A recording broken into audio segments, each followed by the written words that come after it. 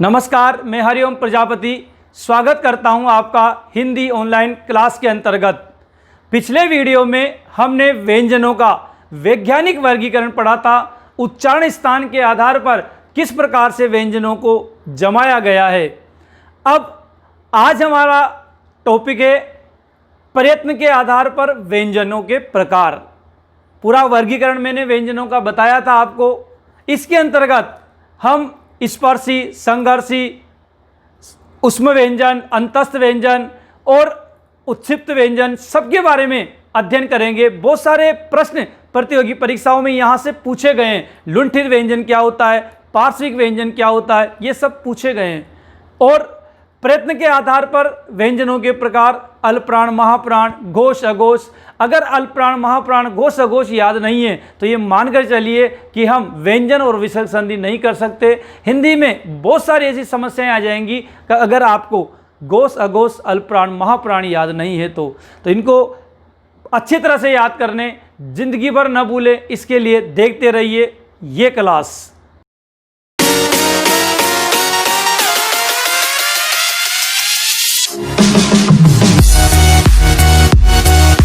आज का हमारा टॉपिक है उच्चारण प्रयत्न के आधार पर व्यंजन। हमने पिछली क्लास में व्यंजनों का वर्गीकरण किया था। व्यंजनों के वर्गीकरण में पहला था उच्चारण स्थान के आधार पर व्यंजनों के प्रकार। दूसरा है उच्चारण प्रयत्न के आधार पर व्यंजन। प्रयत्न का मतलब क्या होता है? तरीका या विधि। सामान्यतः तो प्रयास होता है, लेकिन शिक्षा के अंतर्गत या भाषा विज्ञान के अंतर्गत प्रयत्न का मतलब होता है तरीका या विधि। तो उच्चारण प्रयत्न के आधार पर भी हमने व्यंजन दो प्रकार के बताए थे। कौन कौन से बताए थे? आंतरिक या अभ्यंतर प्रयत्न के आधार पर, और दूसरा था बाह्य प्रयत्न के आधार पर। तो हम पहला पढ़ने जा रहे हैं आंतरिक या अभ्यंतर प्रयत्न के आधार पर। आंतरिक या अभ्यंतर प्रयत्न का मतलब होता है कि जब हम लोग व्यंजनों का उच्चारण करते हैं तो हमारे मुख के अंतर्गत मुख अवयवों में किस प्रकार का स्पर्श या किस प्रकार की विधि या प्रयास किया जाता है, उसे हम आंतरिक या अभ्यंतर प्रयत्न के आधार पर बोलेंगे। तो यहाँ लिख सकते हैं तात्पर्य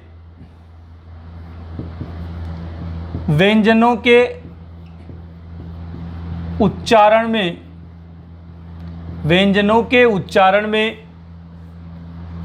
मुख अवयवों द्वारा किए जाने वाले प्रयास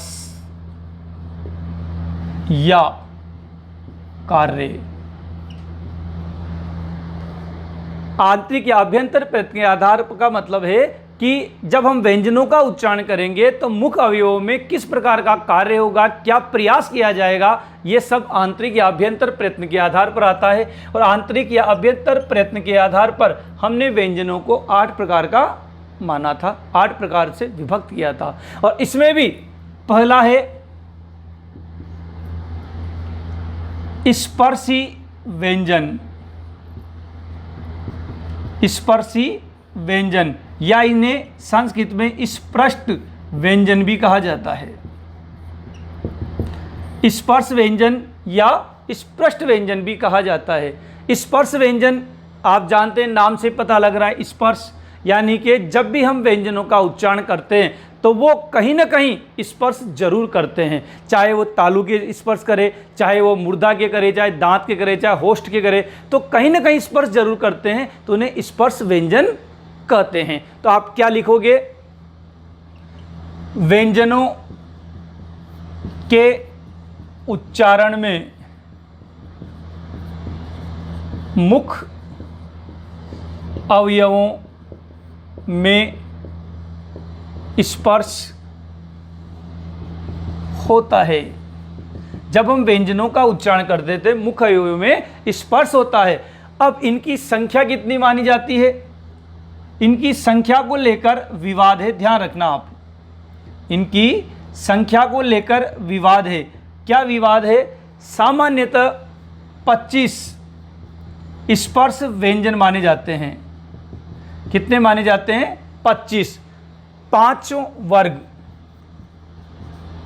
5 वर्ग जो होते हैं हमारे पास कचड़ तप, वो सब पूरे 25 स्पर्श व्यंजन माने जाते हैं। लेकिन माध्यमिक शिक्षा बोर्ड की जो पुस्तक है, जो कक्षा 9 से 12वीं तक चलती है, उसमें वह वर्तमान में 16 स्पर्श व्यंजन माने जाते हैं।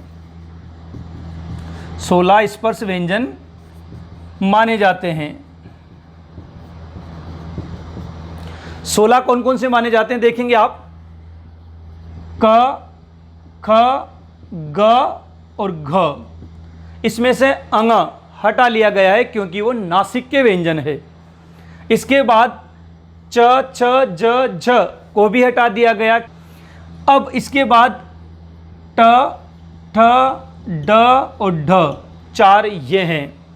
इसके बाद त, थ, द और ध 4 ये हैं।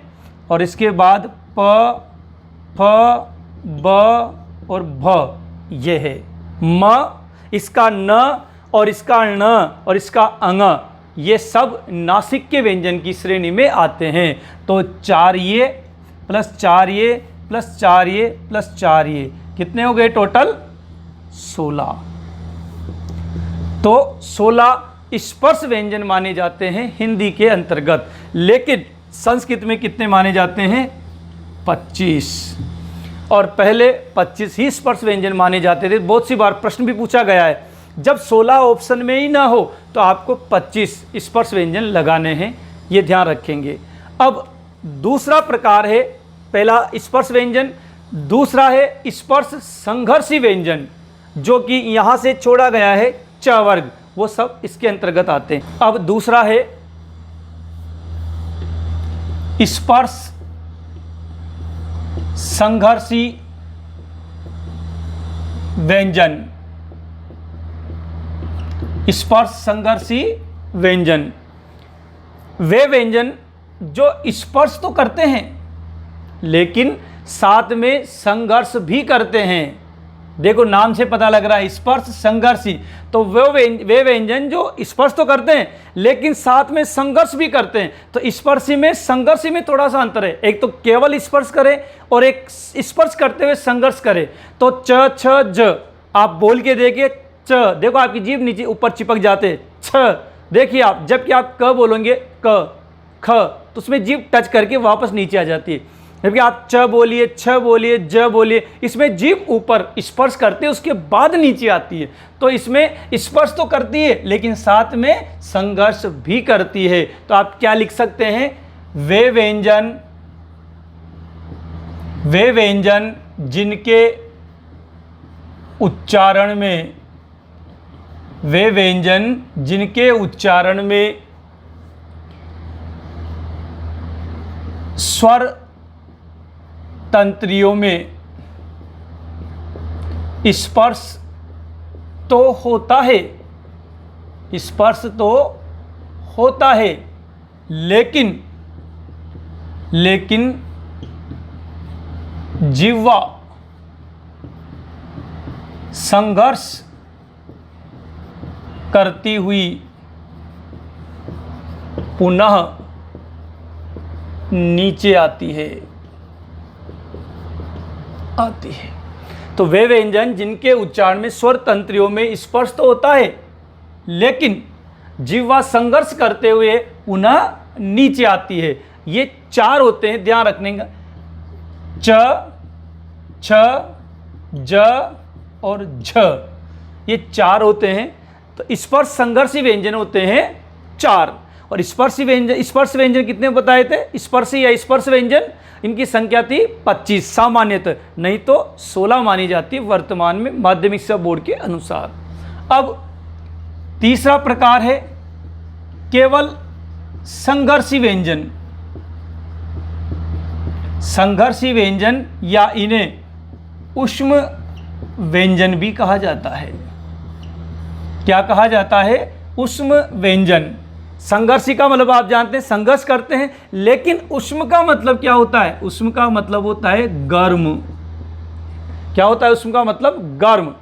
तो गर्म होती है इनमें हवा जब हम उच्चारण करते हैं। तो गर्म किन किन कंडीशन में होती है? या तो वो बहुत दूर से चलकर आ रही हो हवा, तब गर्म होती है, या फिर हवा किसी सकड़े मार्ग से गुजर रही हो तो उसे घर्षण करना पड़ रहा हो। तो आप देखेंगे जब आप इनका उच्चारण करते हैं श, श, स और ह, जब आप इनका उच्चारण करते हैं तो जीवा, ये आपका तालु है और जीवा यूँ होती है, तो ये जीवा घर्षण करती है, तो मार्ग सकरा हो जाता है यहाँ पर, और इसके बीच की जो हवा होती है वो घर्षण करती है, तो घर्षण करने के कारण हवा गर्म हो जाती है। आप लोगों ने देखा होगा, हम लोग सर्दी में इन दोनों हाथों को रगड़ते हैं, इन हाथों को रगड़ते हैं तो फिर क्या होता है, इन दोनों के बीच घर्षण होता है, घर्षण के कारण की हवा गर्म हो जाती है और हमें गर्मी का एहसास होता है, अनुभव होता है। तो श, श, श और ह, इन चारों को संघर्षी व्यंजन या उष्म व्यंजन कहा जाता है, क्योंकि इनके उच्चारण के समय मार्ग संकीर्ण यानी सकड़ा हो जाता है, छोटा हो जाता है, और जीवा के अंतर्गत घर्षण होता है, और घर्षण होने के कारण जो हवा होती है वो गर्म हो जाती है, और गर्म होने के बाद ये बाहर निकलती है, तो इसे उष्म व्यंजन कहा जाता है। अब आप देखिए श, स, श, स, देखिए आप श, श, स, इनमें तो हल्का सा घर्षण हो रहा है, लेकिन ह, इसमें तो जीवा स्पर्श ही नहीं कर रही। तो यहाँ पर इन तीनों का तो घर्षण करते हैं, लेकिन ये घर्षण नहीं करता। ये घर्षण क्यों नहीं करता, फिर भी गर्म क्यों है ये? इसका कारण देखो आप, मैंने बताया था आपको कि ये अपना मुख, ये इस मुख के अंतर्गत सबसे नीचे कंठ से बोला जाता है, आपको पता हो तो ह, यहाँ सबसे नीचे से बोला जाता है, जबकि वो जो श से शलगम है ये बोला जाता है तालु से, ये यहाँ से बोला जाता है ये। उसके बाद का जो श है षटकोण, ये बोला जाता है मूर्धा से। कहाँ से बोला जाता है? मूर्धा से। और इसके बाद स बोला जाता है दांत से। तो इन सब में जीभ, ये जो आपकी जीभ है ये स्पर्श कर लेती है, लेकिन आपकी जीभ यहाँ कंठ पर नहीं आ सकती, लेकिन इसका उच्चारण तो कंठ से ही होता है ह का। तो इसकी हवा यहाँ से चलती है, तो लंबा मार्ग गुजरने के कारण, लंबे समय से चलने के कारण भी ये गर्म हो जाती है। तो आप धीरे धीरे अगर लंबे मार्ग से चल रहे हो तब भी आप गर्म हो जाओगे, पसीना आ ही जाना है। इस प्रकार से ध्यान रखेंगे, ह में जीवा स्पर्श तो नहीं करती, लेकिन ये सबसे नीचे से हवा आती है, जब इसको बोलते हैं तो हवा का लंबा मार्ग होने के कारण ये हवा गर्म हो जाती है। तो आप क्या लिखेंगे, इसमें परिभाषा लिखेंगे, वे व्यंजन जिनके उच्चारण में मार्ग या पथ, कौन सा मार्ग, कौन सा पथ, उच्चारण मार्ग या उच्चारण पथ संकीर्ण, क्या बोलेंगे इसको, संकीर्ण का मतलब संकरा हो जाता है, संकीर्ण या सकरा हो जाता है। इस कारण हवा में संघर्ष होता है, हवा में संघर्ष होता है, अतः वायु गर्म होकर बाहर निकलती है, अतः वायु गर्म होकर बाहर निकलती है। तो संघर्ष करने के कारण तो इनको बोलते हैं संघर्षी, और गर्म होकर हवा निकलती है इस कारण इनको बोलते हैं उष्म, और इनकी संख्या क्या होती है, 4 होती है। ये श, श, स, ह, ये 4 होती है। अब एक नोट आप लोगों को लगाना है। क्या नोट लगाना है? अरबी और फारसी और अंग्रेजी, अरबी, फारसी, अंग्रेजी, इन तीनों के शब्दों में नुक्ता लगता है। इन तीनों के शब्दों में क्या लगता है? नुक्ता लगता है। तो वो जो ध्वनियाँ होती है जिनमें नुक्ता लगते हैं, 5 ध्वनियाँ क, ख, ग, फ और ज, ये पांचों ध्वनियों में से 4 ध्वनियाँ संघर्षी व्यंजनों के अंतर्गत आती है, ये ध्यान रखना। अरबी, फारसी व अंग्रेजी शब्दों में प्रयुक्त व्यंजन क, ख, ग, फ और ज में से क स्पर्श व्यंजन तथा ख, ग, फ और ज इस संघर्षी व्यंजनों के अंतर्गत आते हैं। क्या लिखोगे? अरबी, फारसी व अंग्रेजी शब्दों में प्रयुक्त व्यंजन कौन कौन से? क, ख, ग, ज, फ और ज में से क तो किसके अंतर्गत आता है? स्पर्श व्यंजन के अंतर्गत, तथा ख यहाँ पे नुक्ता लगेगा, ग, फ और ज ये किसके अंतर्गत आते हैं? संघर्षी व्यंजनों के अंतर्गत। ये भी ध्यान रख लेना आप लोग, अक्सर पूछा जाता है। ये क तो आएगा स्पर्श व्यंजनों में और ख, ग, फ और ज आएगा स्पर्श संघर्षी व्यंजनों पर। अब चौथा है नासिक के व्यंजन। नासिक के व्यंजन वे व्यंजन जो नासिका से बोले जाते हैं, नासिक के व्यंजन कहलाते हैं। और प्रत्येक वर्ग का 5वां अक्षर नासिक के व्यंजन होता है। तो आप लिखेंगे वे व्यंजन जिनका उच्चारण नासिका से होता है, नासिका से होता है। कौन कौन से होते हैं? प्रत्येक वर्ग का 5वां व्यंजन, प्रत्येक वर्ग का 5वां व्यंजन इसके अंतर्गत आता है, नासिक के व्यंजन कहलाते हैं। ध्यान रखना। और वो कितने होते हैं? इनकी संख्या कितनी होती है? 5 होगी, क्योंकि 5 ही अपने पास वर्ग हैं और प्रत्येक वर्ग से एक एक आएंगे, तो कितने होंगे? 5। कौन कौन से होंगे? ङ, ञ, ण, न और म।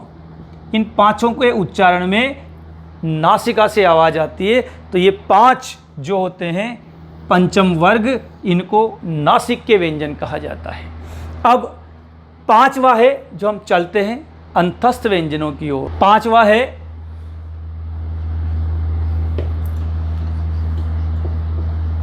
अंतस्थ व्यंजन। अंतस्थ व्यंजन या अर्ध स्वर या स्पर्शहीन या ईषत् व्यंजन या सतत प्रवाही व्यंजन। इतने सारे नाम है इन व्यंजनों के। अंतस्थ व्यंजन आप जानते हैं कौन कौन से होते हैं? य, र, ल, व, ये अंतस्थ व्यंजनों की श्रेणी में आते हैं। य, र, ल, व, ये। इनको अंतस्थ नाम क्यों दिया, ये भी एक विषय है। इनको अंतस्थ क्यों कहते हैं? अंतस्थ का मतलब क्या हुआ? अंतस्थ का मतलब अंतः, अंतः का मतलब होता है भीतर का, मध्य का, और स्थ का मतलब होता है स्थान, यानी भीतर का स्थान या मध्य का स्थान। अर्ध स्वर यानी आधा स्वर, पूरा स्वर नहीं है, आधा स्वर है। स्पर्शहीन यानी कि ये स्पर्श नहीं करते। और ईशत, ईशत का मतलब होता है क्षणिक, क्षणिक कम समय। और सतत प्रवाही का मतलब होता है रेगुलर प्रवाह करना, नियमित प्रवाह करना। अब देखिए, जब आप लोग स्वर का उच्चारण करते हैं, कर लीजिए अ, आ, ई, उ, तो आपकी जीवा ऊपर नीचे कहीं पर भी स्पर्श नहीं करती। लेकिन जब आप व्यंजनों का उच्चारण करते हैं, बोल लीजिए व्यंजनों को भी, क, ख, ग, तो आपकी जीवा ऊपर नीचे कहीं पर भी स्पर्श कर रही है, चाहे तालु के करे, मुर्दा करे, कहीं भी करे। व्यंजन होते हैं चारों, इनको जब आप धीरे धीरे बोलोगे तो ये स्पर्श करते हैं। य तालव्य है, र मूर्धन्य है, ल दंते हैं, प ओष्ठ है। लेकिन जब इनको आप सतत प्रवाह के साथ बोलते हैं, एक साथ बोलते हैं यर अलावा, तो फिर ये स्पर्श नहीं करते, करते हैं हल्का सा, क्षणिक करते हैं, बहुत कम समय के लिए करते हैं। तो जब इनको धीरे धीरे बोलते हैं तो ये व्यंजन का काम करते हैं। जब इनका उच्चारण शीघ्रता के साथ किया जाता है तो ये स्वरों का कार्य करते हैं। लेकिन ये पूर्ण स्वर भी नहीं है। अगर पूर्ण स्वर होते तो चाहे आप जल्दी बोलो या धीरे बोलो, स्पर्श नहीं करने चाहिए थे। और व्यंजन वो होते हैं जिनको जल्दी बोलो या धीरे बोलो स्पर्श तो करना ही चाहिए। तो इस कारण इनका ये धीरे धीरे बोलने पर तो स्पर्श करते हैं और जल्दी जल्दी बोलने पर, सतत प्रवाह में बोलने पर स्पर्श नहीं करते। इस कारण इनका स्थान मध्य का या बीच का माना जाता है, न तो शुद्ध स्वर न शुद्ध व्यंजन। इस कारण इन्हें अंतस्थ व्यंजन कहा जाता है। ये बात ध्यान रखना है। तो आप क्या लिखोगे? वे व्यंजन जिनके उच्चारण में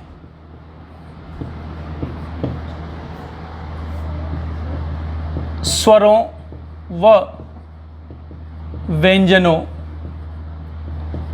दोनों के गुण पाए जाते हैं तथा वे न तो शुद्ध स्वर होते हैं न ही शुद्ध व्यंजन, अतः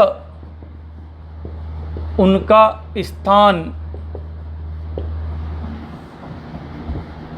मध्य का माना जाता है, माना जाता है। अब अगर आपसे पूछा जाए कि अंतस्थ, आपसे पूछा जाए कि अंतस्थ व्यंजन कितने होते हैं, तो आपका उत्तर होना चाहिए 4। कौन कौन से? य, र, ल और व। ये र, ल, व, ये होना चाहिए। लेकिन अगर आपसे पूछा जाए कि अर्ध स्वर या स्पर्शहीन व्यंजन कितने होते हैं, तो आपकी का उत्तर होना चाहिए 2, केवल 2। और कौन कौन से? य और व। यही 2 व्यंजन हैं जो अर्ध स्वर या स्पर्शहीन के अंतर्गत आएंगे। अंतस्थ व्यंजन के अंतर्गत ये चारों ही आएंगे। तो अंतस्थ व्यंजनों की संख्या 4, अर्ध स्वर या स्पर्शहीन व्यंजनों की संख्या य और व। इनमें जब जल्दी बोलते य व तो फिर टच नहीं करती, लेकिन र में और ल में तो हल्का सा टच कर ही लेती है। इस कारण अगर अर्ध स्वर या स्पर्शहीन व्यंजन पूछे तो य और व लगाना है, और अंतस्थ व्यंजन पूछे तो य, र, ल, व लगाना है। इसके बाद छठा प्रकार है उत्क्षिप्त व्यंजन। उत्क्षिप्त व्यंजन या ताड़न जात व्यंजन भी कहते हैं इनको, ताड़न जात, ताड़ना यानी भगाना। और एक और नाम है इनका द्विगुण व्यंजन, द्विगुण व्यंजन यानी 2 गुण रखने वाले व्यंजन। ये तो इनके 3 नाम हैं, उत्क्षिप्त व्यंजन, ताड़नजात व्यंजन और द्विगुण व्यंजन। कौन कौन से होते हैं ये? अढ़ और अढ़ ये होते हैं। ध्यान रखना, ट ठ ड ढ ढ में आता है वो अलग है, उसमें तो ड और ढ आता है। ये तो ड है और ये ड है, और ये अढ़ और अढ़ है। जैसे गढ़, ये गढ़ है, गढ़ना, और ये बिंदी लगाते गढ़ किला। लड़का, ये लड़का नहीं है, लड़का, ड की आवाज आएगी, लड़का, जबकि आप इसके बिंदी लगा दोगे तो लड़का। तो ये उपक्षिप्त व्यंजन की श्रेणी में आता है और हिंदी में प्रचलित है आजकल।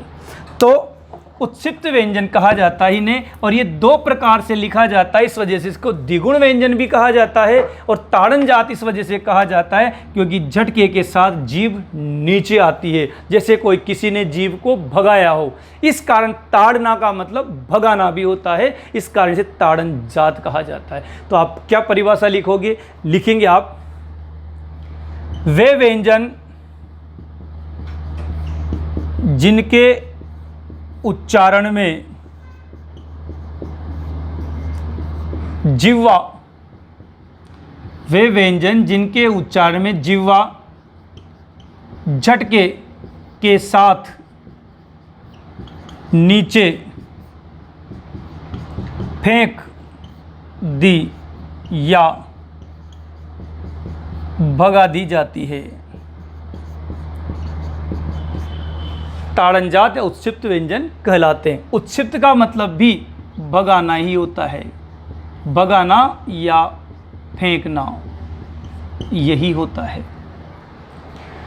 किन किन जगह पे नहीं लगता? तो ध्यान रखेंगे आप, शब्द के प्रारंभ में भी ये नहीं लगते हैं। शब्द के प्रारंभ में ढक्कन लिखा आपने, नहीं लगेगा। गडंत लिखा, नहीं लगेगा। उपसर्गों में भी नहीं लगते ये, जैसे नीडर लिखा आपने, नहीं लगेगा। तो उपसर्गों के अंतर्गत भी नहीं लगते। अंग्रेजी शब्दों में भी इनका प्रयोग नहीं होता है। अंग्रेजी शब्दों में जैसे doctor, older, bold, media, radio, इनमें इनका प्रयोग बिल्कुल नहीं होता। तो अंग्रेजी शब्दों में भी इनका प्रयोग नहीं होता। एक, इनका द्वित्व वर्णों में भी प्रयोग नहीं होता। द्वित्व वर्ण का मतलब जानते हैं आप? गड्डी, लड्डू, बुड्ढा, 2 एक जैसे वर्ण है, द्वित्व वर्ण कहलाते हैं, और द्वित्व वर्णों के अंतर्गत भी इनका प्रयोग नहीं होता है। तो ध्यान रखना, अंतस्थ व्यंजन 4, य र ल व, अर्धस्वर स्पर्श व्यंजन 2, य और व, उत्क्षिप्त व्यंजन अढ़ और अढ़, और इन्हें जात ताड़नजात व्यंजन भी कहा जाता है, और इन्हें द्विगुण व्यंजन भी कहा जाता है क्योंकि इनमें जीभ गोल होकर झटके के साथ नीचे आती है, जैसे कोई किसी ने जीभ को भगाया हो या फेंका हो। इस कारण से ताड़नजात व्यंजन भी कहा जाता है, और हिंदी के शब्दों में ये प्रचलित होते हैं। बहुत सारे स्थानों पर, बहुत सारे शब्दों में इनका प्रयोग नहीं होता है। अब इसके बाद हम 7वां पढ़ते हैं। 7वां प्रकार, 8 प्रकार है टोटल, तो 7वें प्रकार पर चलते हैं हम। 7वां प्रकार है पार्श्विक व्यंजन। पार्श्विक व्यंजन सेकंड ग्रेड में पूछा गया है, रीट में भी पूछा गया है, और अक्सर परीक्षाओं में पूछा जाता है। ध्यान रखना आप लोग, पार्श्विक व्यंजन। पार्श्व, पार्श्व का मतलब होता है पार्श्व, ये इसका मतलब होता है साइड। अंग्रेजी में साइड बोलते हैं, हिंदी में अगल बगल भी बोल सकते हो आप। तो पार्श्व क्या होता है कि जब भी हम किसी का उच्चारण करते हैं तो अगर वो साइड में चला जाए तो उसे पार्श्व कहते हैं। जैसे हम साइड में कब चलते हैं? जैसे रोड पर अपन चल रहे हैं, तो रोड पर चलते हैं तो हम साइडों में कब हो जाते हैं? जब बीच में कोई ट्रैफिक आ जाता है या बीच में कोई अवरोध आ जाता है तो हमें ऑलरेडी साइड में चलना पड़ता है, फुटपाथ पे चलना पड़ता है। यही कंडीशन यहाँ पर होती है। आपकी जीभ यूँ सीधी होती है ये, हवा जब अंदर से आती है तो ये जीव क्या करते हैं, यूँ आगे से हवा का मार्ग रोक लेती है। तो जो आपकी हवा है वो सामने से ना निकलकर दोनों साइडों से अलग अलग करके निकलती है।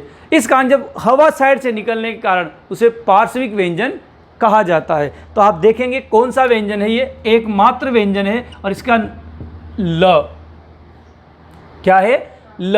अब आप ल का उच्चारण कीजिए तो आपको पता लगेगा, आपकी जीभ ऊपर टच हो जाती है तो आपकी जो हवा है वो गालों के पास से निकलती है, ल ल। देखिए आप, तो आपकी जीभ ऊपर टच करेगी, दोनों गालों के पास से हवा निकलेगी, इस कारण इसे पार्श्विक व्यंजन कहा जाता है। तो आप क्या परिभाषा लिखेंगे इसकी, देखिए आप लिखेंगे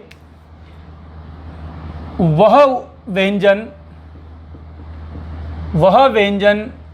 जिसके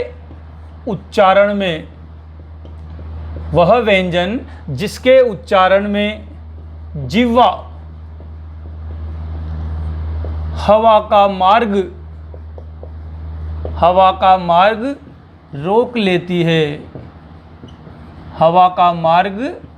रोक लेती है, तथा हवा अगल बगल या गालों के पास से निकलती है। इस कारण पार्श्विक व्यंजन कहा जाता है। ये लो, तो कौन सा व्यंजन है पार्श्विक व्यंजन, ल। लिख लीजिए, उतारते रहिए साथ में या स्क्रीनशॉट ले लेना, ल। तो कौन सा व्यंजन है पार्श्विक व्यंजन, ल। और 8वां लास्ट जो प्रकार है वह है लुंठित व्यंजन या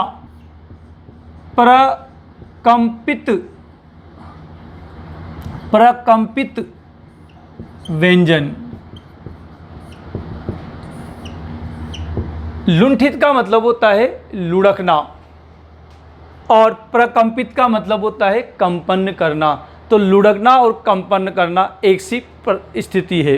कैसे, ये जो र होता है, इस र के उच्चारण में क्या होता है, जैसे जीवा यूँ होती है सीधी, तो ल में तो क्या हुआ कि ये जीवा आगे आकर खड़ी हो गई, तो इसने हवा को आगे सामने से नहीं निकलने दिया, तो हवा कहाँ से निकली, साइडों से निकली। लेकिन जब र होता है तो र में ये जीवा ऊपर तो खड़ी हो जाती है, लेकिन फिर वापस नीचे हो जाती है, फिर वापस आ जाती है, फिर वापस नीचे हो जाती है। तो क्या है कि रुक रुक कर हवा का मार्ग रोकती है। तो रुक रुक कर हवा का मार्ग रोकती है तो ऐसा लगता है कभी हवा निकल रही, कभी नहीं निकल रही, कभी निकल रही, कभी नहीं निकल रही। तो हवा में कंपन सा और जीवा में कंपन सा प्रतीत होता है कि ये हवा या हमारी जीभ कांप रही हो, जबकि वो जीवा क्या करते हैं, उसको कभी सामने आ जाती, कभी हट जाती, कभी सामने आ जाती, कभी हट जाती। तो इसे प्रकंपित व्यंजन कहा जाता है। ये भी प्रश्न सेकंड ग्रेड के अंतर्गत पूछा गया है। तो इसमें क्या होता है कि जीवा हवा का मार्ग रुक रुक कर रोकती है, एक साथ नहीं रोकती, खड़ी नहीं हो जाती इसकी तरह। इसके अंदर जीभ खड़ी हो जाती है जाकर, तो वो निकलने ही नहीं देती है हवा को, तो हवा दोनों साइडों से निकलती है। लेकिन इसके अंतर्गत जीवा खड़ी हो जाती है, फिर हट जाती, फिर खड़ी हो जाती, फिर हट जाती है। इस कारण इसमें हवा कंपन सा प्रतीत होता है, इस कारण से प्रकंपित, और हवा लुढ़कती सी प्रतीत होती है, इस कारण लुंठित व्यंजन भी कहा जाता है। तो आप इसमें परिभाषा लिखेंगे, क्या लिखेंगे, वह व्यंजन जिसके उच्चारण में जिह्वा रुक रुक कर हवा का मार्ग रोकती है। इस कारण जिह्वा व हवा में कंपन सा प्रतीत होता है। कंपन सा प्रतीत होता है और इसका एक ही व्यंजन है और उस व्यंजन का नाम क्या है, जैसे र। ध्यान रखना हिंदी में र भी 4 प्रकार के यूज होते हैं, 4 कंडीशन में लिखा जाता है र। कौन कौन सी कंडीशन है? पहली कंडीशन है र ये, ध्यान रखना ये र आधा होता है, आधा का मतलब अर्ध र होता है ये। इसको कैसे, धर्म ये ऊपर चढ़ गया, आश्चर्य ये, आशीर्वाद, आशीर्वाद में अक्सर हम गलत लिखते हैं, ये इस पे छ पे चढ़ा देते हैं, जबकि ये जहाँ उच्चारित होता है, जहाँ बोला जाता है उसके पीछे वाले स्वर पर लगता है, ये ध्यान रखेंगे आप। तो आ सी र यहाँ हो रहा है तो पीछे वाले स्वर पर लगेगा, ये ध्यान रखना। तो जहाँ बोला जाता है ये र, उसके पीछे वाले स्वर पर लगाया जाता है ये। इसके बाद दूसरा र है ये पूरा होता है, ये तो आप सब जानते हैं, राम, रमेश, रात, ये सब इसके अंतर्गत आते हैं। और तीसरा होता है ये र, ये भी पूरा होता है। ये र कब लगता है? जब खड़ी पाई वाले व्यंजन आधे हों तब लगता है। जैसे ये प आधा है तो इसमें लगेगा र, प्रकार ये, प्रेम ये, प्रकाश,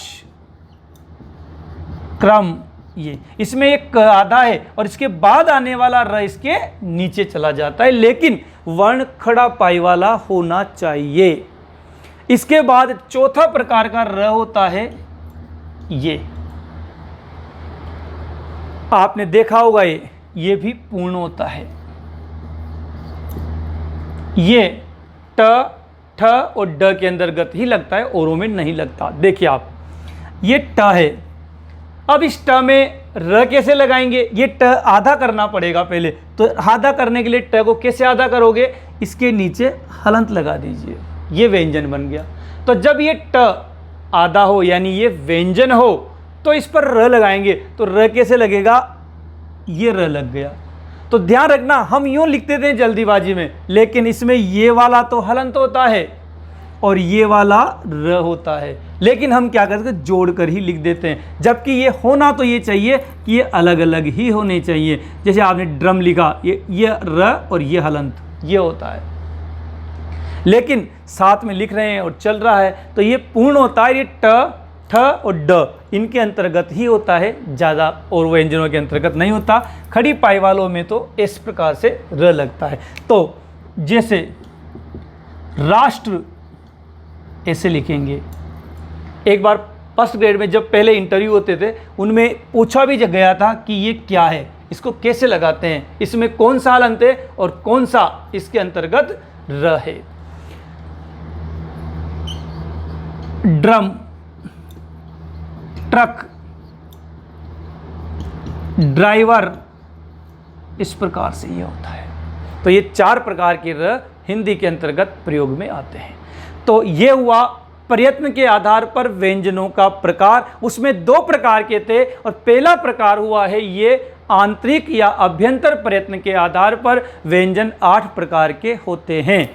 पहला बताया था स्पर्श व्यंजन। स्पर्श व्यंजन जो टच करते हैं, स्पर्श करते हैं, जिनके उच्चारण में उनकी संख्या 25 मानी जाती है, लेकिन वर्तमान में जो माध्यमिक शिक्षा बोर्ड की किताब है जो कक्षा 9 से 12वीं तक चलती है, उसमें 16 व्यंजन दे रखे हैं।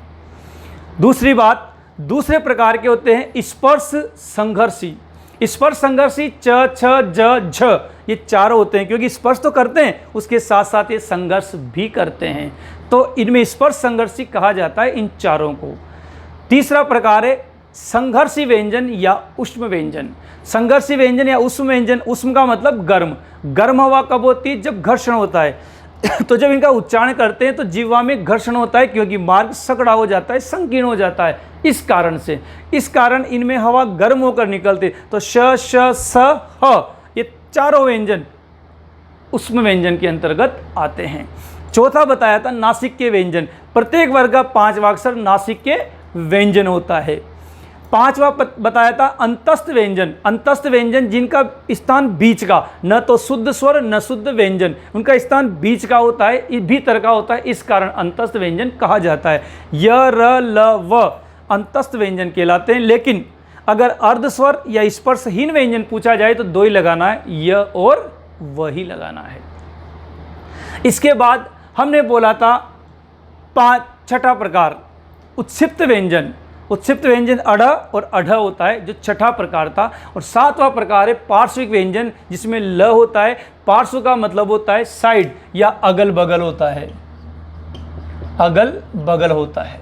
तो इसमें हवा साइड से निकलती, अगल बगल से निकलती। क्यों निकलती है? क्योंकि बीच में जीवा हवा का मार्ग रोक देती है। और लुंठित या प्रकंपित व्यंजन, जिसमें हवा कंपन करती हुई प्रतीत होती है। कंपन क्यों होता है? क्योंकि जीवा रुक रुक कर हवा का मार्ग रोकती है। अब चलते हैं हम बाह्य प्रयत्न के आधार पर व्यंजनों के प्रकार। उच्चारण प्रयत्न के आधार पर व्यंजन, ये हमारा टॉपिक चल रहा है। ये दो भागों में बांटा गया था, आंतरिक या अभ्यंतर प्रयत्न के आधार पर। और ये 8 प्रकार के होते हैं, जो हमने अभी थोड़ी देर पहले पढ़े हैं। 8 प्रकार, स्पर्शी, स्पर्श संघर्षी, अंतस्थ व्यंजन, संघर्षी, नासिक के, है, ये सब अपन ने पढ़े थे। अब दूसरा है बाह्य प्रयत्न के आधार पर। बाह्य प्रयत्न के आधार पर भी व्यंजन 2 प्रकार के होते हैं। ये हमारा टॉपिक है। अब तो बाह्य प्रयत्न के आधार पर व्यंजन 2 प्रकार के होते हैं। तो मैंने बताया था आपको कि पहला है प्राण तत्व के आधार पर और दूसरा है स्वर तंत्रियों में कंपन के आधार पर। इसका वर्गीकरण मैंने बताया था आप लोगों को। प्राण तत्व के आधार पर भी 2 प्रकार का होता है, अल्प प्राण और महाप्राण। और आपको पता हो तो स्वर तंत्रियों में कंपन के आधार पर भी 2 प्रकार का बताया था मैंने। कौन कौन सा बताया था? घोष या सघोष, और एक बताया था अघोष, बताया था, याद आ रहा होगा आपको। अब हम इन चारों को पढ़ते हैं। तो पहला हमारा टॉपिक है प्राण तत्व के आधार पर व्यंजनों के प्रकार, और इसमें पहला है अल्प प्राण। हम अल्प प्राण के बारे में पढ़ते हैं। देखिए आप, अल्प प्राण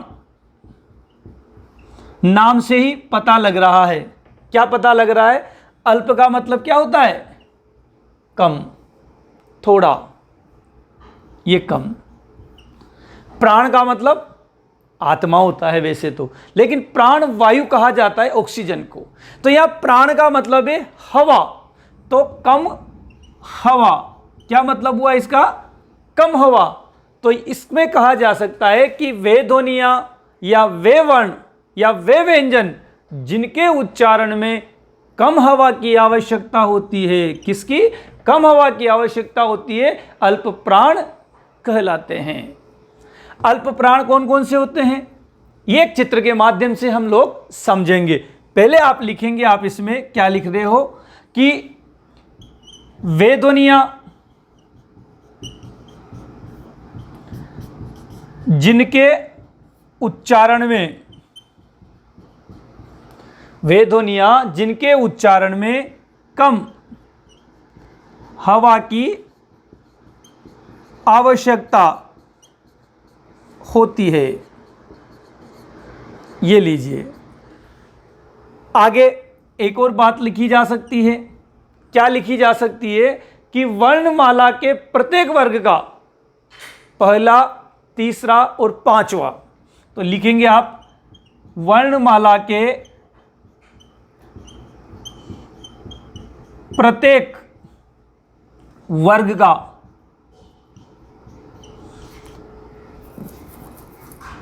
पहला, तीसरा, पांचवा वर्ण अल्प प्राण होता है। अल्प प्राण होता है। तो वर्णमाला के प्रत्येक वर्ग का पहला, तीसरा, पांचवा वर्ण अल्प प्राण होता है। तथा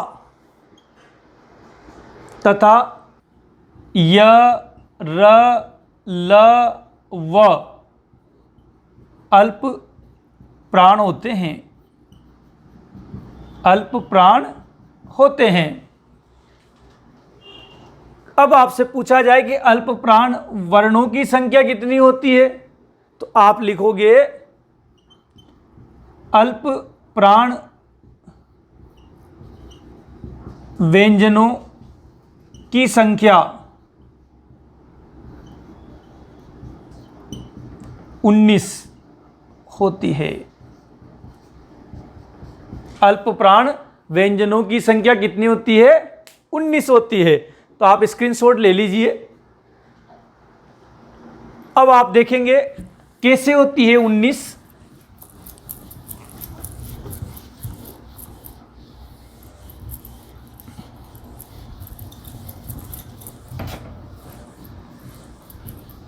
ये एक चित्र देखेंगे आप, कैसे 1 2 3 4 और 5, प्रत्येक वर्ग में 5-5 वर्ण होते हैं, आप जानते हैं।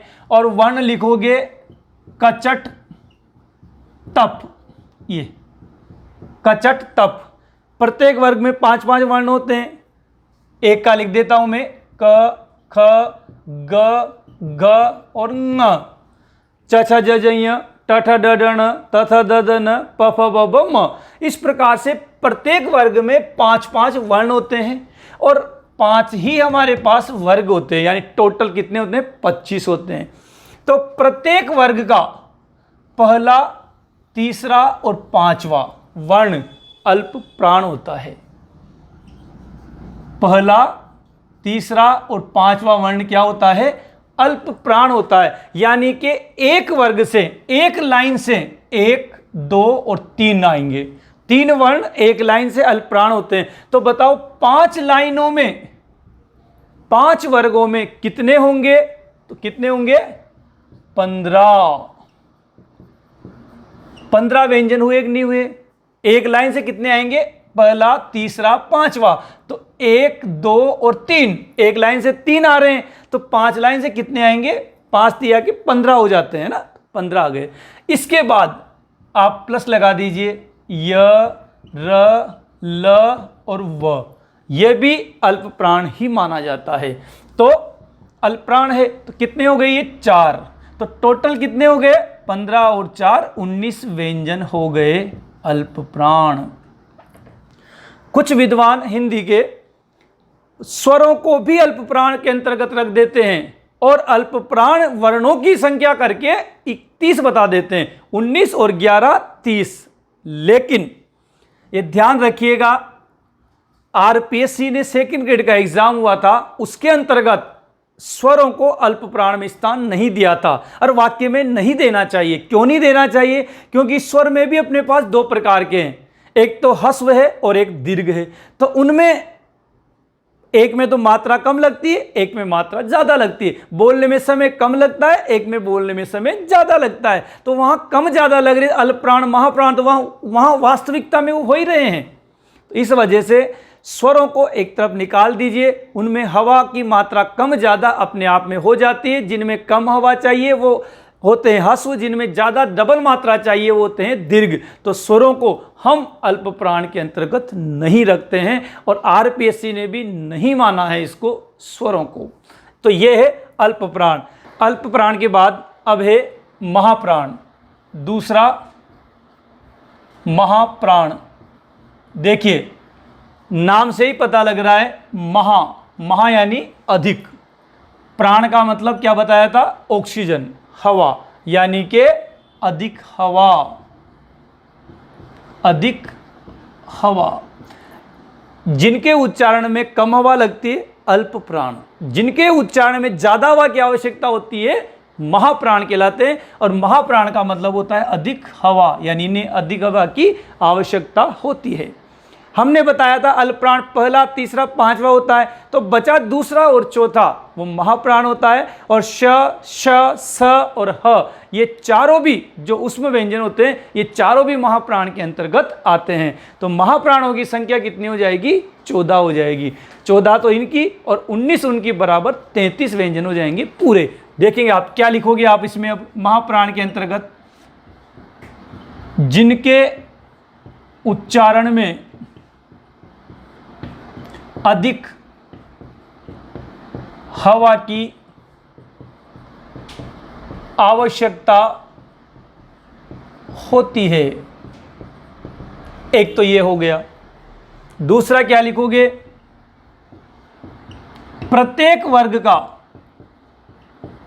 वर्ग का दूसरा व चौथा वर्ण, प्रत्येक वर्ग का दूसरा व चौथा वर्ण तथा श, स और ह, चारों ये महाप्राण होते हैं। अब आपसे पूछा जाए कि महाप्राण वर्णों की संख्या कितनी होती है, तो महाप्राण वर्णों की संख्या कैसे निकालोगे?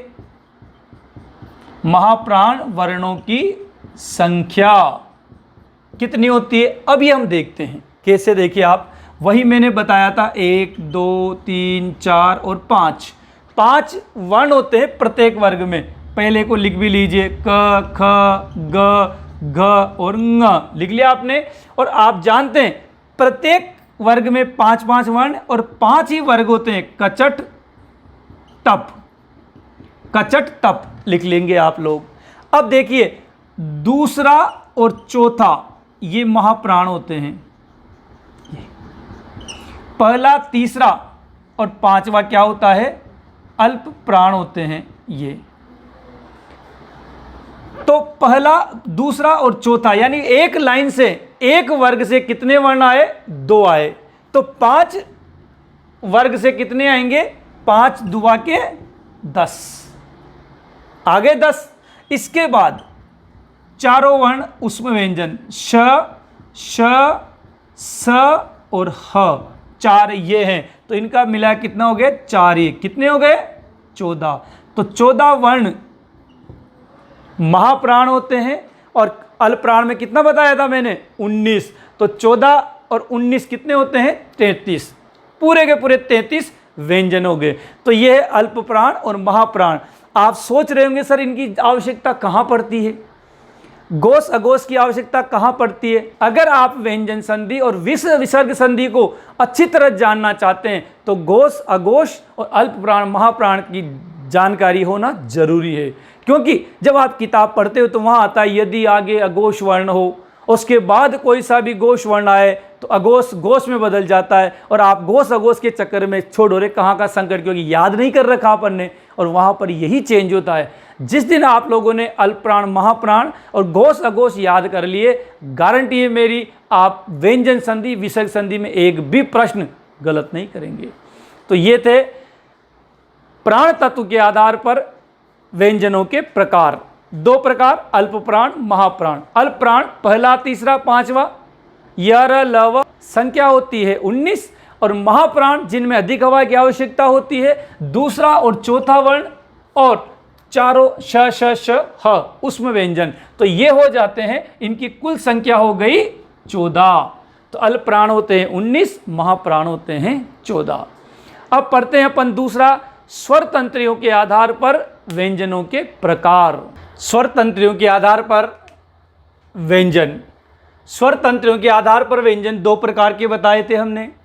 एक तो बताया था घोष या सघोष, और दूसरा बताया था अघोष। अघोष का अब देखेंगे आप लोग, स का मतलब साथ, घोष का मतलब कंपन।